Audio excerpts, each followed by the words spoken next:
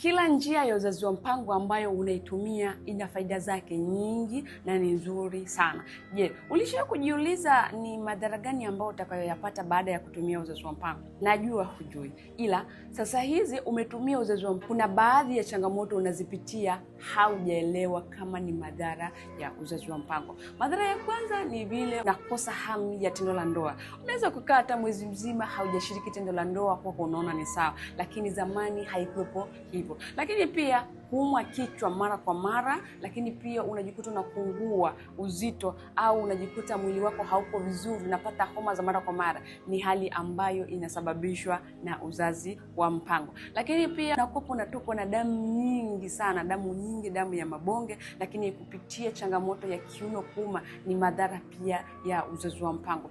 Kama ulikuwa haujui na unapitia hali hiyo, elewa kwamba hali hiyo imesababishwa na uzazi wa mpango. Kwa hiyo unatakiwa kabla haujatumia uzazi wa mpango wa aina yoyote ile, hakikisha unajua faida zake na pia na madhara yake, ili usije ukawa unapata madhara bila kujua yanatokea wapi. Naitwa Madam Bahati na ni bahati yako kuona video hii.